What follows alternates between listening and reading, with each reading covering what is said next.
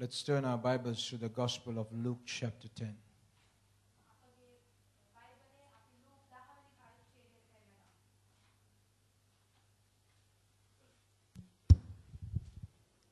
Luke 10 වෙනි පරිච්ඡේදයට. සභාව තරම් ඉවසීම ඉගෙන ගන්නට වෙන තැනක් ලෝකේ නැහැ.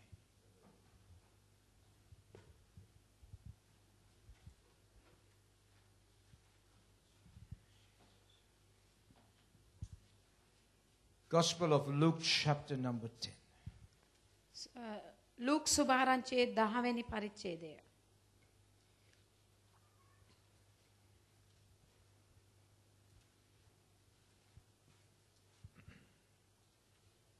This is a very familiar passage of scripture that many of you have read and known. ඔබ පැහැදිලි ලෙස දන්නා බොහෝ විශේෂ වූ පරිච්ඡේදයක් මේක. I would like to draw your attention to verse 25 to 37. මම කැමති 25 වෙනි සහ 25 සිට 37 දක්වා පදවලට ඔබගේ අවධානය යොමු කරන්න. As I was preparing for this service, මම මේ දේව මෙහෙට සූදානමින් සිටින විට the Lord spoke to me very clearly. ස්වාමින් වහන්සේ තා පැහැදිලි ලෙස මට කතා කරා. And he said, tell my people උන්වහන්සේ කිව්වා මගේ සෙනඟට කියන්ට that I am a God who wants to bless them. ඔවුන්ට ආශිර්වාද කරන්නට කැමති දෙවියන් වහන්සේ මමයි කියන එක කියලා. Tell them that I am able to bless them more than they have received already.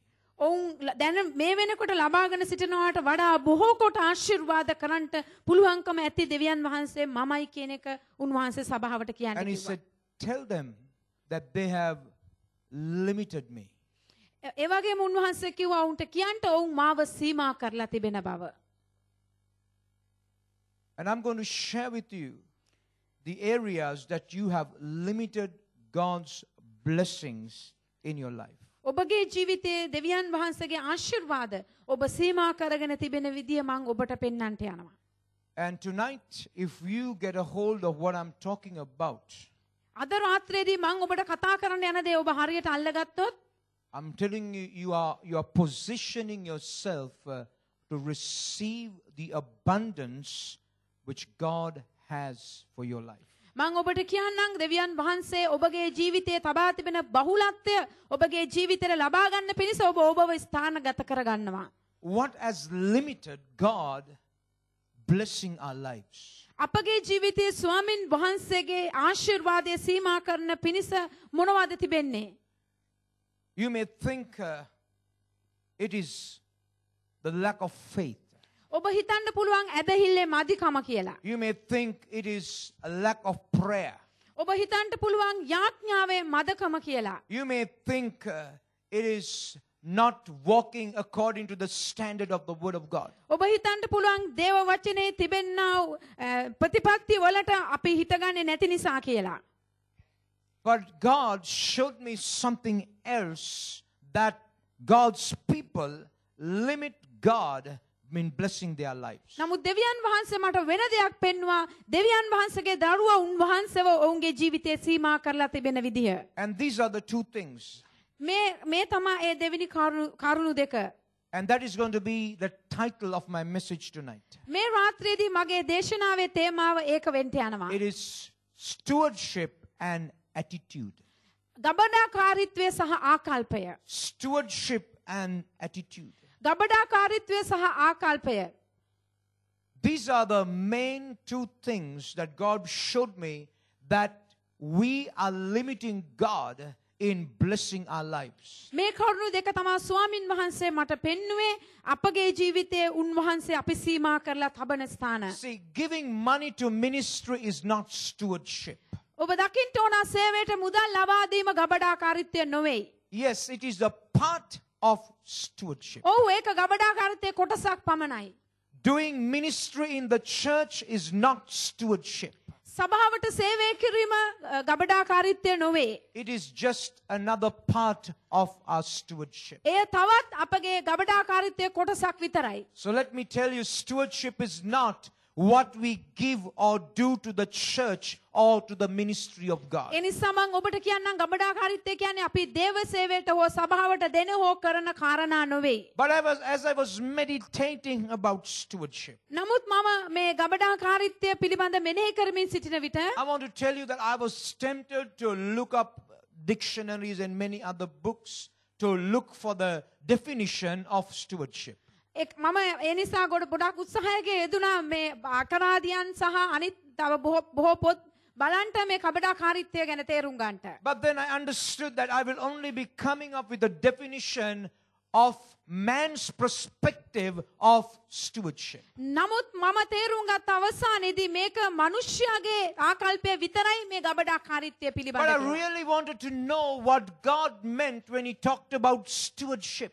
නමුත් මට අවශ්‍ය වෙන්නේ අත්වශයෙන්ම දෙවියන් වහන්සේ මේ ගබඩාකාරීත්වය ගැන කතා කරනකොට මොනවද අදහස් කරේ කියන එක ඔබට තේරුම් And කරලා this දෙන්න. is the thoughts that the Spirit of God just put into my spirit as I was meditating on stewardship.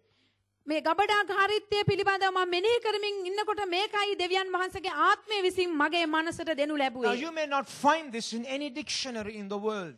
ලෝකයේ තිබෙනා එක ආකරාදියකවත් නැත්නම් ඩික්ෂනරියකවත් ඔබ මේක සොයාගන්න එකක් නැහැ. But this is only in the dictionary of the Holy Spirit. නමුත් මේක තියෙන්නේ ශුද්ධාත්මයන්න් වහන්සේ කියන අකරාදිය තුල විතරයි. And let me tell you what the Spirit of God told me about stewardship. මම ඔබට කියන්නම් මේ ගබඩාකාරීත්වය පිළිබඳව ශුද්ධාත්මයන්න් වහන්සේ මට මොකක්ද This is කිව්වේ. the definition that I received. මෙන්න මේ එළිදරව්ව තමයි මට ලැබුණේ. Using God-given ability to manage God-given resources to accomplish God-ordained results. ගබඩාකාරීත්වය කියන්නේ දෙවියන් වහන්සේ ඔබට සපයා දී ඇති සම්පත් හෝ වස්තුව දෙවියන් වහන්සේ ලබා දී ඇති හැකියාවෙන් පරිපාලනය කර දෙවියන් වහන්සේ බලාපොරොත්තු වන ප්‍රතිඵලය ඉපදවීමයි. That is what the Spirit of God told me when I was meditating on stewardship. ගබඩාකාරීත්වය පිළිබඳව මම මෙනෙහි කරගෙන ඉන්නකොට සුද්ධාත්මයන්න් වහන්සේ මට මඟ පෙන්වුවේ මෙන්න මේ කාරණාවයි I will ගබඩාකාරීත්වය. repeat that again. මම නැවත වාරයක් ඔබට ඒක කියවන්නම්. Using God-given ability to manage God-given resources to accomplish God-ordained results. දෙවියන් වහන්සේ ඔබට සපයා දී ඇති සම්පත් හෝ වස්තුව දෙවියන් වහන්සේ ලබා දී ඇති හැකියාවෙන් පරිපාලනය කර දෙවියන් වහන්සේ බලාපොරොත්තු වන ප්‍රතිඵලය ඉපදවීමයි. That is what it is on the heart of God when he talks about stewardship. දෙවියන් වහන්සේ ගබඩාකාරීත්වය ගැන කතා කරනකොට දෙවියන් වහන්සේගේ හදවතේ තිබෙන්නේ මෙන්න මේ ආකල්පයයි. Therefore, the most important part of stewardship is our attitude. ඒ නිසා ගබඩාකාරීත්වය ගැන කතා කරනකොට වැදගත්ම කාරණාව අපේ ආකල්පයයි. What is the attitude? That is the most important thing when God is talking about stewardship. දෙවියන් වහන්සේ ගබඩාකාරීත්වය ගැන කතා කරනකොට ආකල්පය කියන එක තමයි ප්‍රධාන ස්ථානය It is ගන්නේ. not what we do or it is not what we give. ඒක අපි දෙන හෝ අපි කරන දේ නෙමෙයි. It is why we do and why we give. ඒක ඇයි අපි දෙන්නේ ඇයි අපි කරන්නේ කියන කරුණ It මතයි. is not, the emphasis is not on what, but it is on why. ඒක චේතනාව විය යුත්තේ මොකද්ද කියන එක නෙමෙයි ඇයි කියන එකයි. So this brings us to the text this evening. ඒ නිසා මේ රාත්‍රියේදී අපි මේ කොටස බලමු. And our text is Luke chapter 10 verse 25 to 37. අපේ කොටස තමයි බයිබල් කොටස තමයි ලූක් 10:25 ඉඳන් 37. A lawyer is asking Jesus a question. ව්‍යවස්ථාව 25 වෙනි පදේ ඔබට ඒ දේ බලන්න පුළුවන්. ව්‍යවස්ථාව උගන්වන කෙනෙක් උන්වහන්සේව පරීක්ෂා කරා. He was testing Jesus. යේසුස් වහන්සේව පරීක්ෂා කරා. And he came up with a wonderful question. ඔව් වැදගත් ප්‍රශ්නයක් සමග ආවේ. It seems to be a very spiritual or religious kind of question. ඒක දකිනකොට නම් හරි ආත්මික හරි ආගමනුකූල ප්‍රශ්නයක්. The question is, what shall I do to inherit eternal life? ප්‍රශ්නය නම් සදාකාල ජීවනය උරුම කරගන්න පිණිස මා විසින් කුමක් කටයුතුද? That's in verse 25. ඒක 25 වෙනි පදයේ සඳහන් වෙනවා. So Jesus answered his question by another question. යේසුස් වහන්සේ ඔහුගේ ප්‍රශ්නයට උත්තර දුන්නේ තව ප්‍රශ්නයකින්. Verse 26, Jesus says to him, "What is written in the law, and how do you read it?" 26 වෙනි පදයේ කියනවා උන්වහන්සේද ව්‍යවස්ථාවේ ලියා තිබෙන්නේ කිමෙක්ද? නුඹ කියවන්නේ කෙසේදයි ඇසූසේක. This brilliant mind gave the exact answer to Jesus in verse 27. මේ පුදුමාකාර මනස යේසුස් වහන්සේට 26 වෙනි පදයේ සඳහන් උත්තරය දුනු ලැබුවා. 27 වෙනි පදේ. And Jesus said to him that it was the right answer in verse 28. 28 වෙනි පදේ උන්වහන්සේ හරිය උත්තර දුන්න බව කිව්වා. But in verse 29, this man was not ready to leave Jesus alone. නමුත් 29 වෙනි පදේ අපිට පේනවා යේසුස් වහන්සේව අතරින්ද ඔහු කැමති උනේ The නැහැ. Bible says that he wanted to justify himself. බයිබලයේ කියනවා ඔහුට ඕන වුණා ඔහුගේ යුක්ති සහගත භාවය ඔප්පු කරන්නට. And he went on to ask Jesus another question. ඔහු තව ප්‍රශ්න උන්වහන්සේගෙන් අසමින් සිටියා. And he says, "Who is my neighbor?" උන්වහන්සේගෙන් අහනවා කවුද මගේ අසල්වැසියා? And now this brings us to the story. දැන් අපිව මේ දේ කතන්දරයට යොමු කරනවා. So our main focus is now going to be from verse 30 to 37. දැන් අපේ ප්‍රධාන අවධානය යොමු වෙන්න යන්නේ 30 ඉඳන් 37 දක්වා. But we are focusing on stewardship and attitude. නමුත් අපි කබඩාකාරීත්වය සහ ආකල්පය පිළිබඳවයි අපේ අවධානය යොමු කරලා තිබෙන්නේ. In this text, we see three types of attitudes being displayed. අපිට පේනවා අපිට මේ කොටසේ මූලික ආකල්ප තුනක් ප්‍රදර්ශනය වෙන බව. Three types of attitudes being displayed in the story or in the parable that Jesus is saying to this man. යේසුස් වහන්සේ මේ මිනිස්යාට කිව්වා මේ උපමා කතාවේ ආකල්ප තුනක් අපිට ප්‍රදර්ශනය වෙනවා. Let's read verse 30.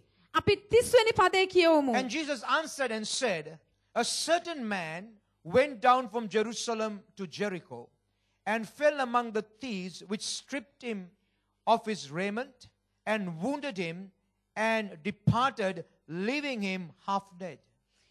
30 වෙනි පදේ යේසුස් වහන්සේ උත්තර දෙමින් කියනසේ එක්තරා මිනිසෙක් යෙරුසලමෙන් යෙරිකෝවට යන කල සොරුන්ට අසු විය. සොරු ඔහුගේ වස්ත්‍ර පැහැරගෙන ඔහුට පහර දී ඔහු අඩපණ කර ගියේය. Here is the first attitude that you and I will come across. මෙන්න පළවෙනි ආකල්පය ඔබ සහ මහා පැමිණෙන. What is that attitude? මොකද ඒ ආකල්පය? What is yours is mine. ඔබට ඇති දේ මගේ. That is the attitude number one.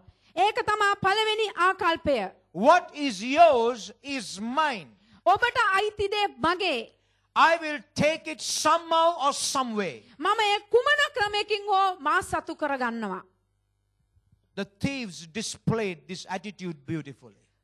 සොරුන් මේ ආකල්පය ඉතා මනවට පැහැදිලි කරා ප්‍රදර්ශනය කරා. Whatever was that man's became theirs. ඒ මිනිස්සයා සතු වෙලා තිබුණේ මොනවද? ඒ හැම දෙයක්ම ඔවුන් සතු වුණා. They were ready to beat him up even to the point of death.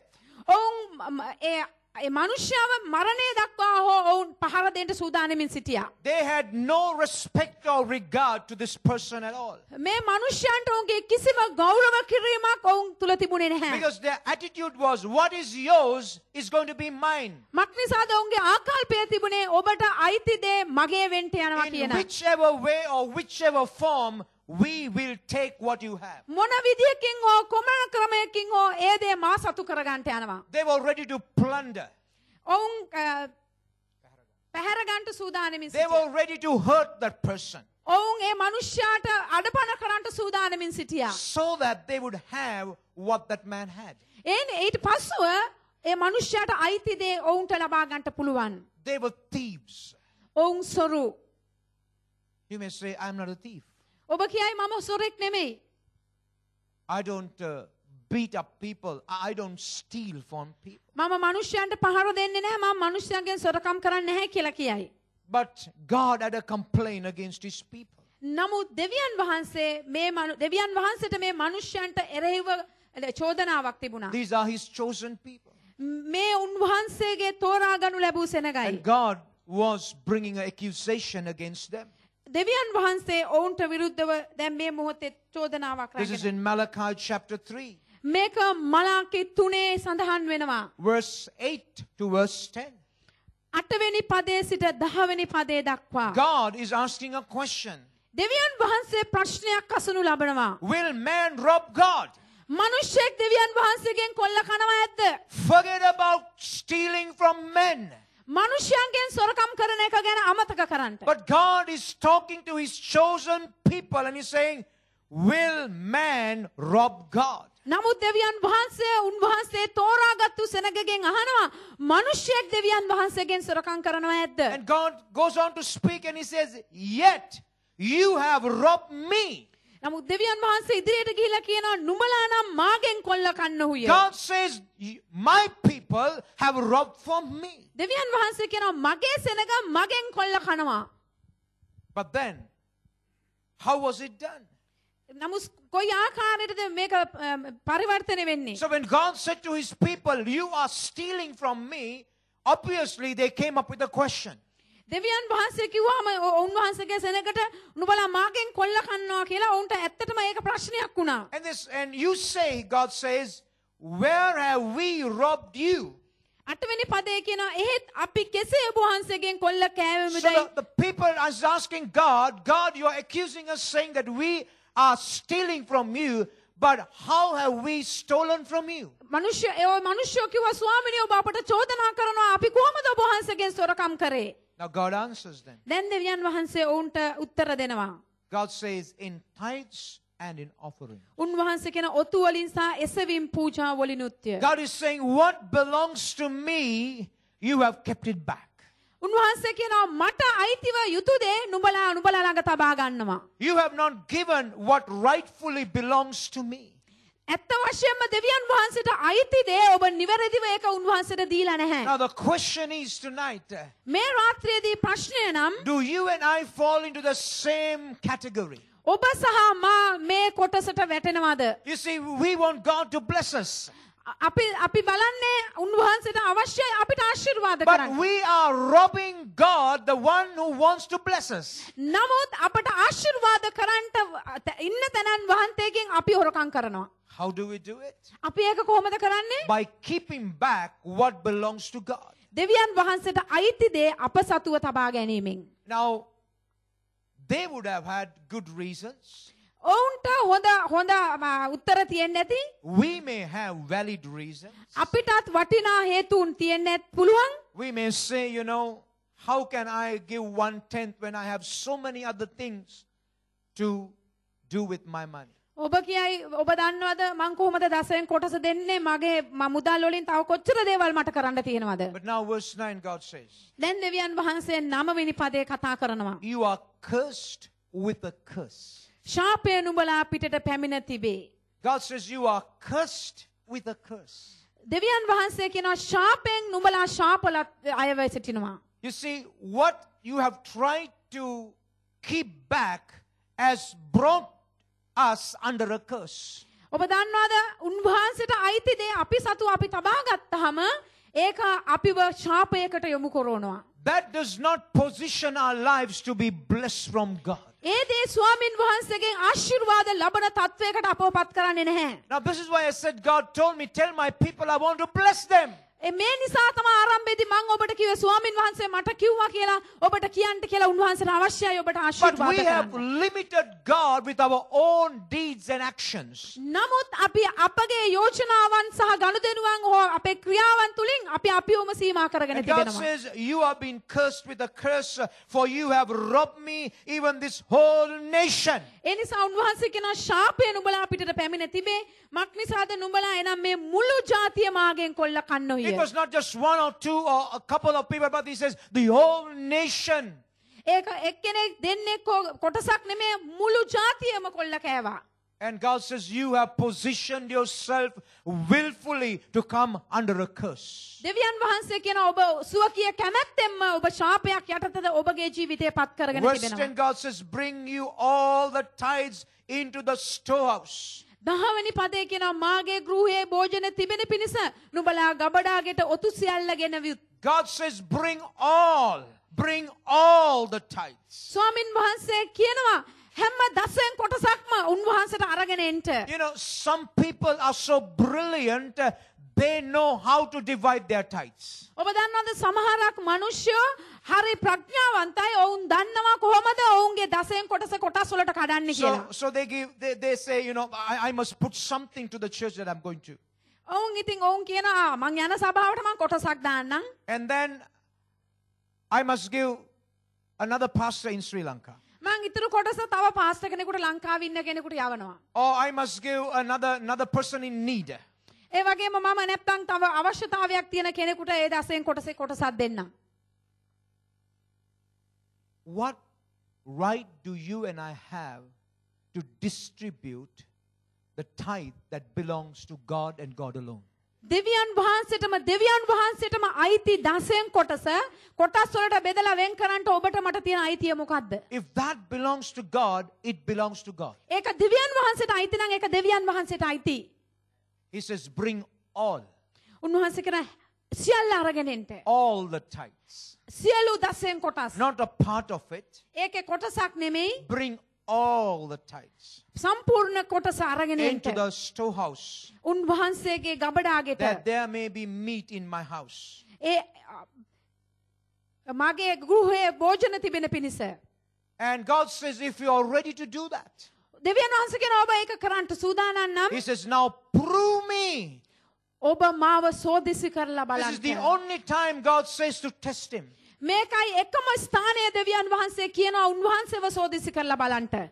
God says, test me with your money. උන්වහන්සේ කියනවා ඔබගේ මුදල් වලින් මාව සෝදිසි කරලා බලන්න. If you can't trust God with money, දෙවියන් වහන්සේව ඔබට මුදල් සමග විශ්වාස කරන්න බැයි why නම් do you trust God with your life? ඇයි ඔබගේ ජීවිතය ගැන එහෙනම් ඔබ දෙවියන් වහන්සේව විශ්වාස කරන්නේ? God says, prove me. දෙවියන් වහන්සේ කියනවා මාව සෝදිසි කරලා බලන්න. Prove me, මාව සෝදිසි කරලා says බලන්න. the Lord of hosts. සේනාවල ස්වාමින් If වහන්සේ I කියන will සේක. not open to you the windows of heaven and pour you out a blessing, that there shall not be room enough to receive it. මා විසින් නුඹලාට අහසේ කවුළු හැර ඉඩම් මදි වෙන තරම් නුඹලාට ආශිර්වාදයක් වගුරුවා දෙන්නේ නැත්ද කියා එයින් මා සෝදිසි කර බලාපල්ලා යයි සේනාවල ස්වාමින් වහන්සේ God කියන says, සේක. I'm challenging you. දෙවියන් වහන්සේ කියනවා මම ඔබට අභියෝග කරනවා. If you trust me, ඔබ මා විශ්වාස කරනවා නම් and if you put me first in your money, ඔබගේ මුදල් ප්‍රථම කොටස මට දානවා නම් God says, I'm going to open the windows of ආමේන්. heaven. දෙවියන් වහන්සේ කියනවා මම ස්වර්ගයේ කවුළු විවෘත කරන්නට යනවා. Don't get the windows of heaven closed upon your life. ඔබගේ ජීවිතයේ ස්වර්ගයේ කවුළු වසා දමන තත්ත්වයට පත් වෙන්න God එපා. says, I'm going to open up the windows of heaven. දෙවියන් වහන්සේ කියනවා මම ස්වර්ගයේ කවුළු විවෘත කරන්නට And යනවා. God is saying, I'm going to pour out. උන්වහන්සේ කියනවා මම වගුරුවන්ට යනවා. He says, I'm going to pour out. උන්වහන්සේ කියනවා මම වගුරුවන්ට යනවා. Hallelujah. Hallelujah. He says, I'm going to pour out blessings. උන්වහන්සේ කියනවා මම ආශිර්වාද වගුරුවන්ට Oh, යනවා. hallelujah. ස්තුති වේවා ස්වාමිනේ. That you shall not have enough of room to contain it. ඒ ආශිර්වාදය ඔබට කාමර මදි වෙයි ඔබට ඉඩ මදි වෙයි ආශිර්වාදය ඔබ How does තබා God ගන්න. want to bless you? කොච්චරක් උන්වහන්සේට අවශ්‍යද ඔබට ආශිර්වාද කරන්න? Until you overflow. ඔබ උතුරවා යනකම් උන්වහන්සේට අවශ්‍යයි ආශිර්වාද කරන්න. If we are not overflowing, අපි උතුරවා යන තත්වයක නැත්තම් God is saying to us, I want to bless you until you overflow. උන්වහන්සේ කියනවා ඔබ උතුරවා යනකම් මට ඔබට ආශිර්වාද කරන්න ඕන. But then you will tell me, නැත්නම් ඔබ මට කියයි say, listen, preacher, tithing was in the Old Testament. ඔබ කියයි මේ අහන්න දේශකතුමනි දසෙන් කොටස තියෙන්නේ පරණ කිව්සුමේ. But I have news for you. නමුත් මට ඔබට දෙන්න පණිවිඩයක් තියෙනවා. Tithes was a way before the law was implemented. ව්‍යවස්ථාව අනුමත කරන්නටත් කලින් තිබුණු දෙයක් මේ දසෙන් කොටස. You could read Genesis chapter 14, verse 18 to 20. ඔබ කියවන්ට අවශ්‍යයි ඒක දැනගන්න නම් උප්පත්ති 14 ඉඳන් 18 දක්වා. උපත 14 18 සිට 20 දක්වා. Abraham was the first man to tithe. ආබ්‍රහම් තමා පළවෙනි මනුෂ්‍යයා දසෙන් කොටස දුන්න. Who taught Abraham tithing? ආබ්‍රහම්ට කවුද ඉගෙනුවේ දසෙන් කොටස් දෙන්න? This is my interpretation. මේක මගේ පරිවර්තනය. You may not agree. ඔබ මේකත් එක්ක එකතු වෙන එකක් නෑ. It doesn't matter. ඒක මට ප්‍රශ්නයක් නෑ. But the Bible says that Abraham was called the friend of God. බයිබලයේ කියනවා ආබ්‍රහාම් අමතනු ලැබුවේ දෙවියන් වහන්සේගේ මිත්‍ර වූ ආබ්‍රහාම්. Therefore, I believe that God spoke to Abraham about tithing. ඒ නිසා මම විශ්වාස කරනවා පුද්ගලිකව දෙවියන් වහන්සේ ආබ්‍රහාම්ට කතා කරා ඔහුගේ දසයෙන් කොටස ගැන. There was no preacher, there was no priest, there was no rabbi in the time of Abraham to teach him about tithing. ආබ්‍රහාම්ගේ කාලේදී මේ දසයෙන් කොටස ගැන උගන්වන්නට ගුරුවරයෙක් හිටියේ නැහැ, ආගමික නායකයෙක් හිටියේ නැහැ, රබ්බිවරයෙක් හිටියේ නැහැ. There was no law being given that thou shalt tithe. දසයෙන් කොටස ඔබ දිය යුතුයි කියන ව්‍යවස්ථාව ඒ වෙනකොට තිබුණේ නැහැ. But because he was a friend of God, නමුත් ඔහු දෙවියන් වහන්සේගේ මිත්‍රයා නිසා he knew the power of tithing. ඔහු දසයෙන් කොටස තුල තිබුණු බලය දැනගෙන සිටියා. You see, people argue with this principle because they are not a friend of God. ඔබ දන්නවද මේ ප්‍රතිපත්තිය ගැන බොහෝ මනුෂ්‍යයන් විවාද කරනවා මක් නිසාද වුන් දෙවියන් වහන්සේගේ මිත්‍රයෝ නොවන නිසා. The friend of God knows the heart and the mind of God. දෙවියන් වහන්සේගේ මිත්‍රයා උන්වහන්සේගේ හදවත සහ උන්වහන්සේගේ සිත හඳුනනවා. The Bible says Abraham gave a tenth to Melchizedek. බයිබලයේ කියන ආබ්‍රහම් මෙල්කිසෙදෙක් කියන රජතුමාට ඔහුගේ දසයෙන් කොටස දුන්නා That කියලා. was before the law. ඒක ව්‍යවස්ථාවට කලින්. But under the law, God made it compulsory. නමුත් මේ ව්‍යවස්ථාව යටතේ උන්වහන්සේ මේ ස්ථාපිත කරනු ලැබුවා. Why was that? ඇයි ඒ? Because God wanted to bless his people. මක් නිසාද උන්වහන්සේට අවශ්‍ය වුණා උන්වහන්සේගේ සෙනගට ආශිර්වාද කරන්නට. You may say, I am not under the law. ඔබ කියයි මම ව්‍යවස්ථාව යටතේ නෙමෙයි. I have news for you. ඒකටත් මට ඔබට පණිවිඩයක් තියෙනවා. Matthew chapter 5 verse 17, Jesus says, I did not come to destroy the law. I came to fulfill the law and the prophecies. Matthew 5:17 යේසුස් වහන්සේ කිව්වා මං ආවේ ව්‍යවස්ථාව අසම්පූර්ණ අවලංගු කරන පිණිස නෙමෙයි සම්පූර්ණ කරන පිණිසයි කියලා. Hallelujah. Hallelujah. If you are a seed, if you are the spiritual seed of Abraham, you will be tithing. ඔබ ආබ්‍රහම්ගේ වංශයට අයත් කෙනෙක් නම් ඔබ අනිවාර්යයෙන්ම දසයෙන් කොටස් ගෙවන කෙනෙක් විය යුතුයි. Hallelujah. Hallelujah. I like what Pastor John Hagee once said. මම හරි කැමති එක වරක් පාස්ටර් ජෝන් හේගි කිව්වා යම් දෙයකට. He had a believer in his office. ඔහුට හිටිය ඇදිරිවන්තයෙක් ඔහුගේ කාර්යාලය තුල. And he had financial problems. ඒ ඇදිරිවන්තයාට ආර්ථික අවශ්‍යතාවයක් තිබුණා. So he had come to get some counseling from his pastor. ඒ නිසා ඔහුගේ පාලකතුමාගේ යම් උපදෙස් ලබා ගන්නටයි ඔවුන් ඇවිත් සිටියේ. And in the process of their discussion, the pastor understood that this man does not tithe. මොවුන්ගේ සාකච්ඡාවේ ප්‍රතිඵලයක් ලෙස පාලකතුමා තේරුම් ගත්තා මොහු දසයෙන් කොටස දෙන කෙනෙක් නෙමෙයි කියලා. So finally, to cut a long story short, they started to pray in the office. ඉතින් දිග කතාවක් කෙටි කරන්ට අවසාන වශයෙන් ඒ කාර්යාලය තුල උන් යාඥා කරන්නට And the ආරම්භ කළා. pastor did not close his eyes in the time of prayer. යාඥා කරන අවස්ථාවේදී පාලකතුමා ඔහුගේ ඇස් වහගත්තේ නැහැ. And the believer asked the pastor, why don't you close your eyes when you pray? ඒ ඇදිරිවන්තයා ඇහුවා පාලකතුමාගෙන් ඇයි ඔබ යාඥා කරනකොට ඇස් දෙක He says, වහගත්තේ I නැත්තේ? don't close my eyes when thieves are around me. ඔහු කිව්වා හොරු මගේ වටේ ඉන්නකොට මම ඇස් දෙක වහන්නේ නැහැ කියලා. He says, I don't close my eyes when thieves are around me. ඔහු කිව්වා මගේ අසලින් සොරු සිටිනකොට මම ඇස් දෙක වහන්නේ නැහැ He කියලා. said, if you do not fear to rob God, Yes. what makes you think that I will trust you to close my eyes in the presence of you? ඔබ දෙවියන් වහන්සේගෙන් සොරකම් කරන්නට ඔබ බය නැත්තම් මට මොකද්ද තියෙන සහතිකය ඔබ මගෙන් හොරකම් කරන්නේ නැතුව ඉඳී කියන එකට. The question is, can I close my eyes before you? ප්‍රශ්නේ නම් පාලකතුමාට ඔබ ඉදිරියේ ඇස් වහගෙන ඉන්න පුළුවන්ද? If you do not fear to rob God, ඔබ දෙවියන් වහන්සේගෙන් හොරකම් කරන්න බය නැත්තම් you will not fear to rob from man. ඔබ මනුෂ්‍යයාගෙන් හොරකම් කරන්නටත් බය වෙන එකක් නැහැ. So the first attitude ඒ නිසා පළවෙනි ආකල්පය නම් is displayed by the thieves. ඒකෙන් සොරුන්වයි උදාහරණයට ගන්නේ. What is yours is mine. ඔබට අයිති දේ මා සතු කරගනිමි. In whichever way or form. ඒක කොයි විදිහට වුණත් වැදගත් නැහැ. Is that the attitude that we have? ඒ ආකල්පයද මේ රාත්‍රියේ අප තුල තිබෙන්නේ. Okay, let's move on to the second attitude. එහෙනම් අපි දැන් දෙවෙනි ආකල්පයට යමු. We find it in verse 31 and 32. ඒක 31 වෙනි පදයේ සහ 32 වෙනි පදවල අපිට සම්බ වෙනවා. Gospel of Luke, chapter number 10. Luke 10 31 and 32. 31 32. Jesus is continuing in his story. යේසුස් වහන්සේ උන්වහන්සේගේ කතන්දරය කියමින් සිටියා. And he says, and by chance there came a certain priest that way, and when he saw him, he passed by on the other side.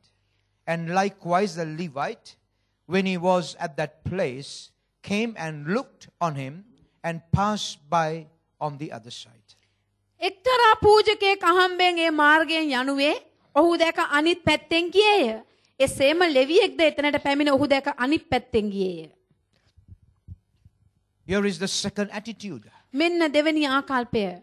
What is mine is mine. මගේ දේ මගේ. What is mine is mine. මගේ දේ මගේ. I will keep what is mine with myself. මා සන්තක දේ මා ළඟ තබා ගනිමි. This kind of attitude is displayed by the priest and the Levite. මේ වර්ගයේ ආකල්පය මේ පූජකයා සහ ලෙවියාගෙන් අපිට ප්‍රදර්ශනය වෙනවා. Now let's understand that these were the men who were in ministry. අපි තේරුම් ගත යුතුයි මනුෂ්‍යයන්ට සේවය කරන පිණිසයි මේ කාණ්ඩයේ අය සිටියේ. They were the religious leaders of the day. ඒ දවස්වල උන් සිටපු ආගමික නායකයන්. But they would do nothing for a man who is in need. නමුත් අවශ්‍යතාවය ඇති අවශ්‍යතාවයෙන් පෙළෙන කිසි කෙනෙකුට උදව් කරන පිණිස උන් පෙළඹුණේ නැති අයයි. Because they had the attitude, what is mine is mine. මක්නිසාද උන්ට ආකල්පයක් තිබුණා මට මා සතු දේ මගේයි. Is this the attitude that you and I have? මේකද අප ළඟත් ඔබ සහ මා ළඟ තිබෙන ආකල්පය? Whatever I have is mine. මා ළඟ තිබෙන්නේ කුමක්ද ඒ දේ මගේ. I have no concern about the people who have needs around me. මගේ වටේ සිටින අවශ්‍යතාවයෙන් පෙළෙන අය ගැන මට කිසිම තැකීමක් නැහැ. Because they knew to help this man in need, they had to give up something important in their life. මක්නිසාද ඔවුන් දැනගෙන සිටියා මේ මිනිස් මිනිස්යාට උපකාර කිරීමට ඔවුන්ට යම් දෙයක් ඔවුන්ගේ ජීවිතයේ තිබුණ දෙයක් කැප කරන්න සිදු When වෙනවා you කියලා. see someone in need, කවුරු හරි අවශ්‍යතාවයකින් පෙළුණු කෙනෙක් ඔවුන් දැකපුවාම we need to know that, we have to give up something in order to meet that need in those person's lives. අපි තේරුම් ගන්න ඕන ඒ මිනිස්යාගේ ජීවිතයේ තිබෙන අවශ්‍යතාවය සම්පූර්ණ කරන්න පිණිස අපි යම් දෙයක් කැප කරන්න ඕන දෙන්න ඕන. Probably it may be giving up time. ඒක සමහරක් වෙලාවට කාලය වෙන්න පුළුවන්. It may be probably giving up certain resources that we are blessed with. ඒ වගේම අපි ආශිර්වාද ලැබලා තිබෙන යම් කාරණාවකින් දෙන්න පුළුවන්. Sometimes it may be coming out of our comfort zone to help another person. සමහරක් වෙලාවට අපි පහසු ගන්න ස්ථානයෙන් එළියට ඇවිල්ලා මේ මිනිහට උදව් කරනවා වෙන්න පුළුවන්. But these people, the Levites and the priest, they said, no, we are not going to give up anything in order to help this person. නමුත් මේ ලෙවියා සහ පූජකයාගේ ඔවුන් පෙන්눔 කරේ නෑ. අපි සූදානුනුත් නෑ අපි දෙන්න කැමතිත් නෑ මේ මිනිස්යාගේ අවශ්‍යතාවයට කිසි දෙයක්. See, they would have come up with 101 reasons for this person to be in this situation. ඔවුන්ට ඔවුන් සමහරක් වෙලාවට සිය ගණනින් ඔවුන් හේතු අරගෙන එන්න ඇති මේ මිනිස්යාට උදව් නොකර සිටින්න. They would have analyzed the situation. They would have said, he did not plan well. He did not choose the right time. He should have never traveled alone. He should have never carried so much of money with him. 101 reasons would have been given for the situation this man is in. ඔවුන් දහස් ගණනින් සිය ගණනින් ඔවුන් හේතුන් දුන්නා. ඇයි මේ මිනිස්සයා මේ වගේ මාර්ගයක එනකොට මුදල් අරගෙන ආවේ? ඔව් මේ රෑ මේ ගමන් මාර්ගයේ යන්න යුතු නැතුව තිබුණා. තනියම ගියේ ඇයි? මේ වගේ නොයෙක් හේතු ඔවුන් දෙන්න ඇති. Do you see yourself or others giving excuses like this? ඔබ දකින්නවද ඔබගේ ජීවිතයේ අනිත් අය මේ වගේ නිදහසට කරුණු දෙනවා? Do we see ourselves trying to analyze situations and trying to see why it happened to such people? ඔබ දකින්නවද ඔබ හෝ තව කෙනෙක් අනිත් අයගේ ජීවිතයේ හේතු සාධක හොයලා කියන්නේ ඇයි මේ වගේ දෙයක් මෙයාට උනේ කියලා? But we are not ready to give up anything to see that person being restored back to normal life. නමුත් අපි කිසිම දෙයක් දකින්නේ මේ අවස්ථාවට මේ මිනිස්යාව නැවත වාරයක් ඔහුගේ ස්වභාවික ජීවිතයට සාමාන්‍ය ජීවිතයට ස්ථාපිත කරන්නට. Then that puts us into the shoes of the priest and the Levites. එහෙනම් අපි ඒ ලෙවිවරයාගේ පූජකයාගේ සපත්තුව අපි දාගෙනයි ඇවිදින්නේ. Because real ministry is to help and meet the need of the needy. මක්නිසාද සැබෑ සේවය නම් අවශ්‍යතාවයෙන් පසුවෙනා වූ අයට ඒ අවශ්‍යතාවය සම්පූර්ණ කරන්නට ඉදිරිපත් වීමයි. The question is, ප්‍රශ්නය නම් if we have this kind of attitude, අපට තිබෙනවා නම් මේ වගේ ආකල්පයක් why do God have to bless us? ඇයි දෙවියන් වහන්සේ අපිට ආශිර්වාද කරන්න ඕන? If we do not want to meet a need in the life of people, අනිත් මනුෂ්‍යයන්ගේ ජීවිතයේ අවශ්‍යතාවයක් අපිට සම්පූර්ණ කරන්න අවශ්‍ය නැත්නම්, did you remember the definition that I shared with you? ඔබට මතකද මම ඔබ සමග බෙදාගත්තා වූ ඒ කොටස? What is stewardship? මොකද්ද ගබඩාකාරීත්වය?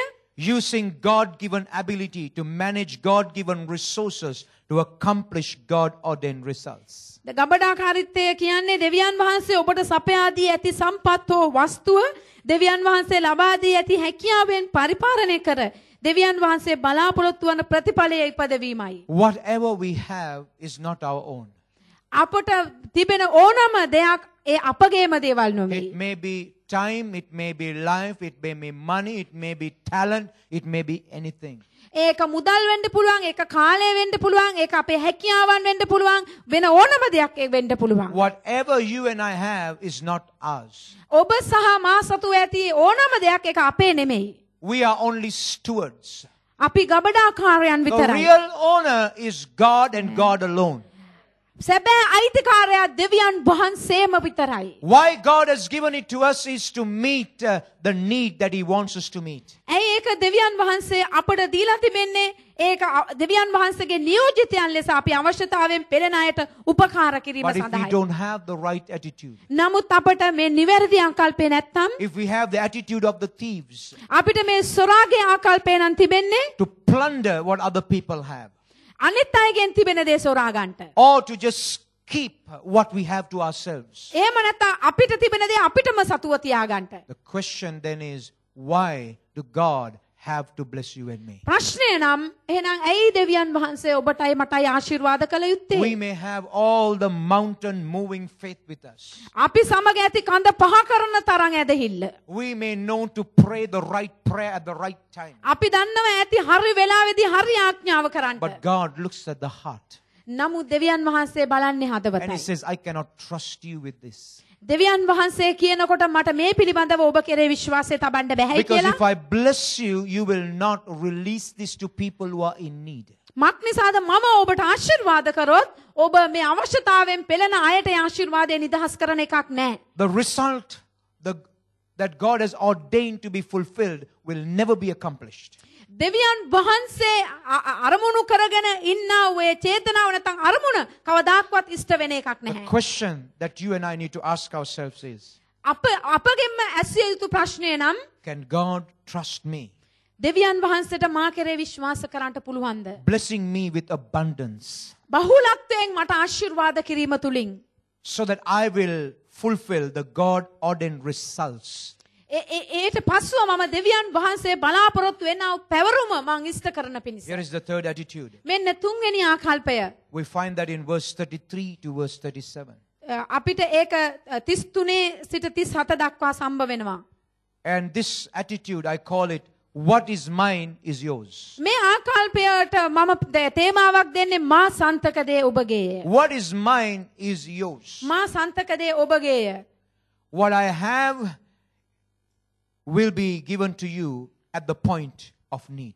මට ඇති දේ ඔබගේ අවශ්‍යතාවයට මම ප්‍රයෝජනෙට දෙන්නම්. The Samaritan displayed this attitude. යහපත් සමාරිතානුවා මේකයි ප්‍රදර්ශනය කරේ. Jesus goes on to speak from verse 33. යේසුස් වහන්සේ තවදුරටත් කතාව කියාගෙන යනවා 33 වෙනි පදේ. But a certain Samaritan, as he journeyed, came where he was, and when he saw him, he had compassion on him. නමුත් එක්තරා සමාරියෙක් ගමන් යන අතර ඔහු සිටි තැනට ඇවිත් ඔහු දැක අනුකම්පා කොට ළඟට ගොස්. Do we have compassion අපිට අනුකම්පාව තිබෙනවද? for the people who are in need? අවශ්‍යතාවයෙන් පෙළෙන මනුෂ්‍යයන්ට. Hallelujah. Hallelujah. The Bible says he had compassion. බයිබලයේ කියනවා ඔහුට අනුකම්පාව තිබුණා. He walked into a place where others walked away from. අනිත් අය ඉවතට යන කාරණාව වෙතට ඔහු පියවර මැමුණා. The priest switched sides. පූජකයා ඉවත බලාගෙන ගියා. The Levite switched sides. ලෙවිවරයා ඉවත බලාගෙන ගියා. They walked away from this man. මේ මිනිස්යාගෙන් ඔවුන් ඉවතට ගියා. But this man, out of compassion, walks towards him. නමුත් මේ මිනිස්යා අනුකම්පාවෙන් පිරි ඔහු වෙතට පියවර මැන්නා. Hallelujah. Hallelujah. He is walking towards him. ඔහු වෙතට ගමන් කරමින් සිටියා. And the Bible says, බයිබලයේ අපිට කියනවා verse 33, 33 වෙනි පදේ. and when he went to him, he bound up his wounds, poured in oil and wine, and set him on his own beast, and brought him into an inn and took care of him. 34 වෙනි පදේ කියන අනුකම්පාවකට ළඟට ගොස් ඔහුගේ තුවාලවලට තෙල්ද මුද්‍රික පානයද වත්කොට තුවාල බැඳ තමාගේම මුර්ගයා පිට හිඳවාගෙන තානායමකට ගෙන ගොස් ඔහු බලාගත්තේය. See, to meet a needy person's need, දකින්ට මේ ස්ථානයේදී අවශ්‍යතාවයක් ඇති මිනිහෙක් මුණ ගැසීමෙන් he had to do certain things. ඔහු මෙවැනි දේවල් ඔහු කළ යුතුව තිබුණා. The first thing is he had to overcome religious and social barriers. ඔහු උපකාර කරන පිණිස ඔහු ආගමික හා සමාජමය බාධා ජයගත යුතුව තිබුණා. He was a Samaritan. ඔහු සමාරියෙක්. The Jews considered them as outcasts. යුදෙව්වරු ඔවුන් සැලකුවේ අන්‍ය ජාතිකයන් විදිහට නැත්නම් පහත් අය They were විදිහට. treated as dogs. ඔවුන්ට සැලකනු ලැබුවේ බල්ලන් විදිහට. And this Samaritan now sees a Jew in trouble. දැන් මේ සමරතානුවා දකිනවා මේ යුදෙව්වෙක් ඔහු ඉදිරිපිට. He should have said, serves you right. ඔබ හිතන Serves you right. But on the way. ඔහු කියන්න ඇති උඹට හොඳ වැඩේ. උඹට ඔහොම වෙන්න ඕන. He should have said, you guys treat us like dogs. ඔහුට කියන්න තිබුණා ඇත්තටම ඔයගොල්ලන් වගේ මිනිස්සුන්ට බල්ලොන්ට වගේ තමයි සලකන්න ඕන. You don't care about us. ඔබ නොසලකා හරින්න ඕන කෙනෙක්. Why should I take all the pain to just meet a need of a person who even does not care about me? ඇයි අපි ගැන සලකන්නේ නැතිව මා ගැන කොහොමද හිතන්නේ නැති කෙනෙක් ගැන මම සලකන්න ඕන මේ අවශ්‍යතාවයේදී කියන එක. This man had to overcome religious and social barriers. මේ මිනිස්යාට ඔහුගේ ආගමික හා සමාජමය බාධාවන් පසු කරලා එන්න තිබුණා. Look what he's doing in verse 34. දැන් 34 වෙනි පදේ මොනවද වෙන්නේ බලන්න. The Bible says he goes up, binds up his wounds, pour oil and wine on them. ඒ ස්ථානයේදී කියනවා ඔව් තුවාල වලට තෙල් දාලා මුද්‍රික පානය වත්කොට තුවාල බැඳ කියලා. Then he carries him, puts him on his donkey. ඒ වගේම ඔහුව අරගෙන ඔහුගේ මුර්ගයා නැත්නම් බූරුවා පිට ඔහුව හිඳෙව්වා. He had to ignore the inconvenience in his life. ඔහුට සිදුවන අපහසුතාවය ගැන ඔහු සැලකුවේ නැහැ. Now he has to walk. දැන් ඔහුට ගමන් කරන්න තිබුණේ. He was comfortable riding the donkey. මක්නිසාද මේ බූරුවා පිට ඔහු පහසුවෙන් සිටියා. But now he has to walk. නමුත් මේ ලෙඩා බූරුවා පිට ඉන්නකොට අයිතිකාරයා ඇවිදින්න සිදු වෙලා තිබුණා. The inconvenience. ඔබට පේනවද අපහසුතාවය? Look at the inconvenience this man is going through. මේ මිනිස්සයා ගියා අපහසුතාවයේ දෙස බලන්න. But why was this? නමුත් ඇයි මේ? Because he wanted to meet a need in a life.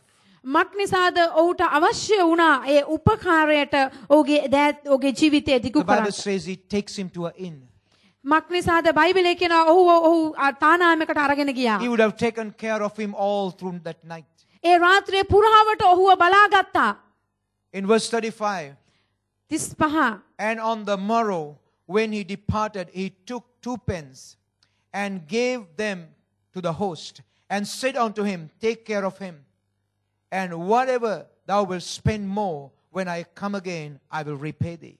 35 කියන පසුවදා ඔහු මසු දෙකක් රැගෙන තානාම්කාරයාට දී මොහු බලා ගනින්න මීට වැඩියෙන් නුඹ වියදම් කරන දෙයක් මම නැවත ආකල නුඹට ගෙවන්නෙමි කීවේය. He had to give up his money. ඔහුගේ මුදල් ඔහුට දෙන්න සිදු වුණා. The Bible says he gave 2 pence. බයිබලයේ කියනවා ඔහු මසු දෙකක් දුන්නා කියලා. If I have to tell you how much it means today, අද දවසේදී මසු දෙකක් කියන එක මොන ගණනක්ද කියලා මම ඔබට කියනවා නම් it's just about 21 dinars. ඒක දිනාරු 21ක වගේ මුදලක්. That was in those days a man's 2 days of wages. ඒක ඒ කාලේදී මිනිසෙකුගේ දින දෙකක වැටුපක්. So he gave up that money.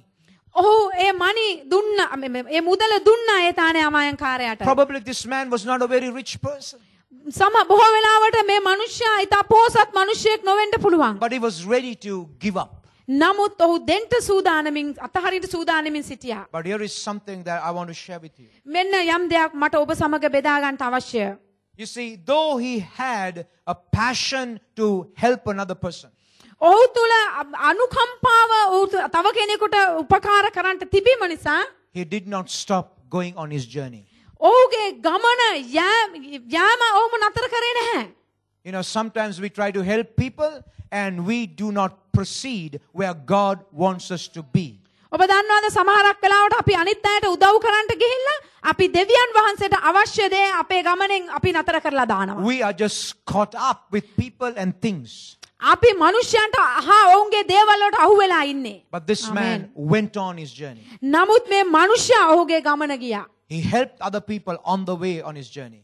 ඔහුගේ ගමනේදී තමා ඔහු අනිත් මිනිස්යන්ට උදව් කරේ නමුත් නතර කරේ නෑ ගමන. He gave up his positions. ඔහුගේ ස්ථානගත වීම ඔහු අත්හැරනු ලැබුවා. He gave up his comfort. ඔහුගේ පහසු ගැනීම ඔහු අත්හැරියා. He was ready to overcome barriers ඒ වගේම බාධා ජය ගන්නට ඔහු සූදානමින් සිටියා. in order to take care of someone who had a need. මේ හැම දෙයක්ම කරේ අවශ්‍යතාවයේ තිබෙන කෙනෙක්ට සලකන පිණිසයි. And tonight, මේ රාත්‍රියේදී I want to reconfirm what I said in the beginning. මම ආරම්භයේදී කියපු දේ ඔබට නැවත වාරයක් මට කියන්න God අවශ්‍යයි. wants to bless us දෙවියන් වහන්සේට අපිට ආශිර්වාද කරන්න අවශ්‍යයි. more than we ask or ever imagine. අපි සිතනවාට අපි ඉල්ලනවාටත් වඩා උන්වහන්සේට අපිට ආශිර්වාද But කරන්න. God is asking us a question. මම ඔබගෙන් ප්‍රශ්නයක් අහන්නම්. And God is asking you and me tonight. මේ රාත්‍රියේදී දෙවියන් වහන්සේ ඔබගෙන් මගෙන් අහනවා Will you be a good steward? ඔබ යහපත් ගබඩාකාරයෙක් වෙනවද? Will you have the right attitude? ඔබට හරි ආකල්පය තිබෙනවද? If these two things can be set right in our mind, මේ කරුණු දෙක අපගේ මනස තුර අපි ධාරණය කරගත්තොත් there is no limit what God can pour out into your life. ඔබගේ ජීවිතයේ දෙවියන් වහන්සේට වපුරන්ට අවශ්‍ය දේ නැත්නම් පුරවන්ට උතුරලා යන්න අවශ්‍ය දේ සීමා වෙන එකක් නැහැ. Let me close with a story. මම කතන්දරයකින් මේ දේශනාව අවසන් This is කරන්නම්. a true story. මේක සත්‍ය කතන්දරයක්. It is about a great businessman who lived in England. එංගලන්තයේ ධනවත් ව්‍යාපාරිකයෙක් ජීවත් වුණා. He was very wealthy, he was very successful. ඔව් හරි සාර්ථක ඒ වගේම ධනවත් කෙනෙක්ව සිටියා. And one day he hired a manager to take care of his money and his business. එක දවසකදී ඔහු මේ මැනේජර් කෙනෙක්ව පරිපාලකයෙක්ව ඔහු මුදලට ගත්තා ඔහුගේ මේ ඒ කරුණු කටයුතු ඉදිරියට අරගෙන යන්න. And this manager was very surprised in what he saw. මේ පරිපාලකයා හරි පුදුමයටපත් වුණා ඔහු දැකපු එක දෙයක් නිසා. Because amongst the great amount of money that this rich English businessman had, මේ ඉංග්‍රීසි ජාතික ව්‍යාපාරයකයා ළඟ තිබුණු මේ විශාල මුදල තුල he saw a 6-inch long iron nail lying upon this pile of money. ඔහු දැක්කා මේ විශාල ධන සම්භාරය මුදල මත අඟල් 6ක් දිග ඇණයක් තිබෙනවා ඒක උඩ. And this really puzzled this new employed manager. මේ අලුතෙන් ආව පරිපාලකයාට මේක ඇත්තටම ප්‍රහෙලිකාවක් වුණා. He did not see the connection between a 6-inch iron nail and money. ඔහුට තේරුම් ගන්නට අපහසු වුණා අඟල් 6ක් දිග ඇණයකුයි මේ මුදලයි අතරේ තියෙන සම්බන්ධතාවය මොකද්ද? So the curious manager decided he's going to ask a clarification from this businessman. මේ පරිපාලකයාට අවශ්‍ය වුණා මේ ප්‍රශ්නය මම අහනවා කියලා මේ ව්‍යාපාරිකයාගෙන් මුදල් අයිතිකාරයාගෙන්. And he asked the question, he said, "Sir, why do you keep this iron nail of 6 inches upon all the money that you have?"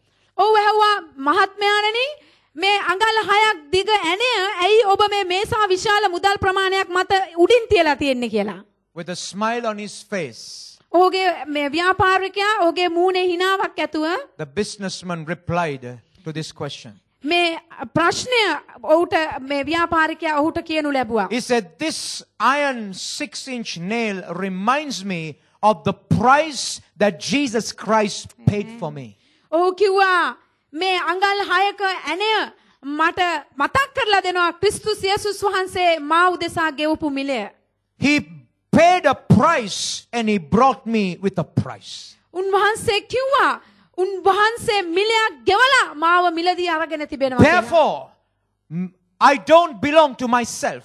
ඒ නිසා මම මටම අයිති නැහැ. And whatever I have does not belong to me. මා සතු යම් දෙයක් තිබෙනවාද ඒ දේ මට අයිති නැහැ. And this nail always reminds me ඒ නිසා මේ ඇනේ හැම මොහොතෙම මට මතක් කරලා දෙනවා that I am being brought with a price. මම මිලයක් ගෙවා මිලදී අරගෙන ඉන්න And I කෙනෙක් don't කියලා. belong to myself. ඒ නිසා මම මටම අයිති කෙනෙක් නෙමෙයි. Neither the wealth that I possess belongs to me. මේ මා සතුව තිබෙන මේ මුළු ධන සම්පාරයවත් මට අයිති නැහැයි කියන බව. And he said, this nail also reminds me ඒ වගේම මේ ඇනේ මට තව දෙයක් මතක් කරලා දෙනවා. that I am a debtor to the Lord who has bought me with a great price. මහත් මිලයක් ගෙවලා මාව මේ තත්ත්වයට ගෙනාපු ස්වාමින් වහන්සේට මම ණය ගැති බව මට මතක් කරලා දෙනවා. And therefore, ඒ නිසා whatever belongs to me මා සතු තිබෙන ඕනම දෙයක් belongs to him. උන්වහන්සේටයි අයිති. ආමේන්. හalleluya. Hallelujah. හalleluya. Can we say it like that businessman today? මේ ව්‍යාපාරිකයා ලෙස මේ රාත්‍රියේ අපිට කියන්න පුළුවන්. Lord, I don't belong to myself. ස්වාමිනී මම මටවත් අයිති නැති කෙනෙක්. I am being brought with a price. මම මිලයක් ගෙවා මිලදී ගන්නු ලැබූ And කෙනෙක්. everything that I possess is being given to me by you. මා භුක්ති විඳින හෝ මට තිබෙන හැම දෙයක්ම ඔබ වහන්සේ මට දුන්න දෙයක්. And ආමේන්. all that I am being blessed with ඒ හැම දෙයක් තුලින්ම ආශිර්වාදය ලබා තිබෙන්නේ. should fulfill your desire and your purpose in and through my life. මාගේ ජීවිතය තුල ඔබ වහන්සේගේ ආශාව හා ඔබගේ අරමුණ ඉෂ්ට කරන පිණිසයි. Beloved, we are going to close with this thought. ප්‍රේමවන්තයනි අපි මේ තුලින් මේ අවසන් කරන්නට යනවා. Whatever I am, මම අද සිටින කොයි තත්වයේද? whatever I have, මම අද සිටින්නේ කුමන තත්වයකද? whatever I have, මොනවද මට තිබෙන්නේ? everything belongs to him. හැම දෙයක්ම අයිති උන්වහන්සේටයි. And I exist for his purpose. මම උන්වහන්සේගේ පරමාර්ථය කරන පිණිසයි. Whatever I have is to fulfill his purpose. මට තිබෙන්නේ මොන දෙයක්ද? ඒ දේ උන්වහන්සේගේ පරමාර්ථය ඉෂ්ට කරන Are පිණිසයි. we ready to become the good stewards? අපි යහපත් ගබඩාකාරයන් වෙන්න Are සූදානම්ද? we ready to have the right attitude? අපේ හරි ආකල්පයක් ඇතුව ඉන්න සූදානම්ද? Like that English businessman. ඒ හරියට අර ඉංග්‍රීසි ජාතික ව්‍යාපාරිකයා මෙන් I don't belong to me. මේ කිසි දෙයක් මට අයිති නැහැ. Whatever I have is not mine. මට තිබෙන යමක් තිබෙනවද? ඒක මට නෙමෙයි. It is all his. ඒක උන්වහන්සේටම අයිති දේවල්. Beloved, if we can come to that mindset, ප්‍රේමවන්තෙනි අපිට එන්න පුළුවන් නම් ඒ මනසෙන් ඒ තත්වෙට God can bless us so that we can be a blessing. ස්වාමින් වහන්සේට අපිට ආශිර්වාද කරන්න පුළුවන් අපි ආශිර්වාදයක් වෙන්න That is පිණිස. what God said to his dear friend. උන්වහන්සේ ඒකයි කිව්වේ උන්වහන්සේගේ ප්‍රේමණීය I මිත්‍රයාට. will bless you මම නුඹට ආශිර්වාද කරන්නෙමි. so that you will be a blessing. නුඹට ආශිර්වාදයක් වෙන්න. Hallelujah. හalleluya. Tonight, මේ රාත්‍රියේදී tell God, දෙවියන් වහන්සේට කියන්න I want to be a blessing. මට ආශිර්වාදයක් වෙන්න අවශ්‍යයි. And therefore bless me, my God. ඒ නිසා ස්වාමිනී මට ආශිර්වාද කරන්න. God wants to meet your need, දෙවියන් වහන්සේට අවශ්‍යයි ඔබගේ අවශ්‍යතාවය ඉෂ්ට කරන්න. and God wants you to meet others' needs. ඒ වගේම දෙවියන් වහන්සේට අවශ්‍යයි ඔබ ඒ තුලින් තව කෙනෙකුගේ අවශ්‍යතාවය සම්පූර්ණ කරන්න. Hallelujah. Hallelujah. Whose need will you meet in the name of Jesus? ක්‍රිස්තුස් යේසුස් වහන්සේගේ නාමයෙන් ඔබ කාගේ අවශ්‍යතාවයද මුණ ගැහෙන්නේ? Whose pain do you feel the most? ඔබ කාගේ දුක වේදනාවද ඔබට වඩා දැනෙන්නේ? Whose problem are you passionate to solve? කාගේ ප්‍රශ්නේ විසඳන්නද ඔබ වේදනාව ගන්නේ? That is where your calling is. ඒ ස්ථානයයි ඔබගේ කැඳවීම තියෙන්නේ. Hallelujah. Hallelujah. Your value is determined by the problems you solve in this life. ඔබගේ මිලය නැත්නම් ඔබගේ වටිනාකම තීරණය වෙන්නේ ඔබගේ ජීවිතයේ ඔබ විසඳන අවශ්‍යතාවයන් මතයි. God has brought us into this world so that we are an answer to many needs and many problems in many lives. දෙවියන් වහන්සේ මේ ලෝකයට අපව රැගෙන ආවේ අපි බොහෝ අයගේ ජීවිතය තුළ බලපෑමක් කරන්නටත් එයාගේ අවශ්‍යතාවයන් ඉෂ්ට කරන පිණිස. God wants you to be that channel. දෙවියන් වහන්සේට අවශ්‍යයි ඔබ ඒ මාධ්‍ය වෙනවට. And God is here to bless us. දෙවියන් වහන්සේ අද රාත්‍රියේ මේ ස්ථානයේ ඉන්න අපට ආශිර්වාද කරන්නට. And is telling us be a blessing. උන්වහන්සේ ඒ වගේම අපට කියනවා ආශිර්වාදයක් වෙන්න. Hallelujah. Hallelujah. Let us arise in the presence of God. අපි උන්වහන්සේගේ අභිමුඛයේ නැකිට සිටිමු. Committing our lives back to the Lord. නැවත වාරයක් අපේ ජීවිත අපි උන්වහන්සේට කැප කරමු. Yes, we need faith.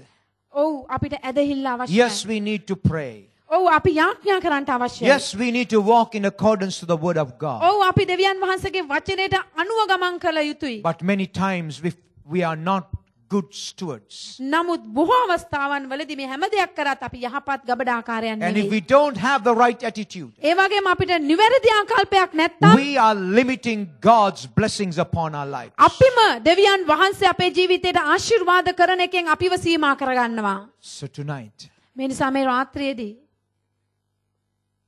it's your decision ඒක ඔබේ තීරණයයි. that will determine ඔබට මඟ පෙන්වන්නේ how much God can bless you. කොච්චර දෙවියන් වහන්සේට ඔබට ආශිර්වාද කරන්න පුළුවන්ද කියන එක. Hallelujah. Hallelujah. Are you ready to tell the Lord, ඔබ මේ රාත්‍රියේ සූදානම්ද ඒක උන්වහන්සේට කියන්න? I want to be a channel of blessing.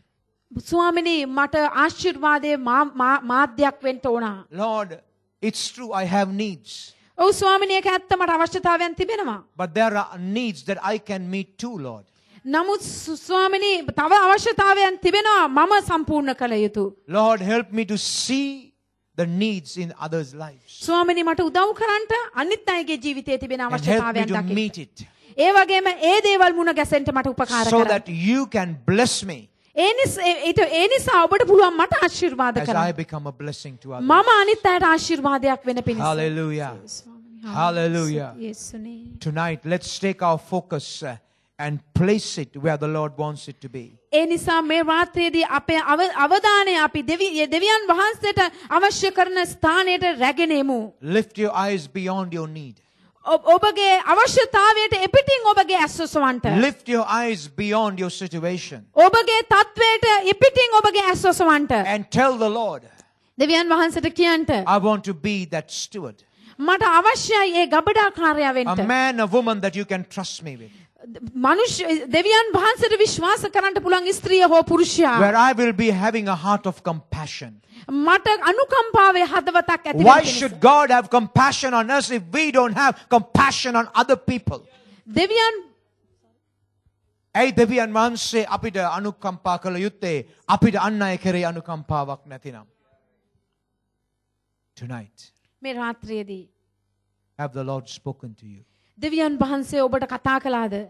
The Lord has spoken to me, දෙවියන් වහන්සේ මට කතා කළා. but has the Lord spoken to you? දෙවියන් වහන්සේ ඔබට කතා කරන තුරු God has purposes and plans දෙවියන් වහන්සේට පරමාර්ථයන් සහ අරමුණු තිබෙනවා. which only you can fulfill. ඔබට විතරක් සම්පූර්ණ කරන්න පුළුවන්. And God wants you to rise up to that. ඒ නිසා දෙවියන් වහන්සේට අවශ්‍යයි ඔබ නැකිට සිටිනවා දේ සඳහා. God wants to give you blessings දෙවියන් වහන්සේට අවශ්‍යයි ඔබට ආශිර්වාද දෙන්න. so that you will be a blesser. ඔබ ආශිර්වාදලත් කෙනෙක් වෙන පිණිස. Hallelujah.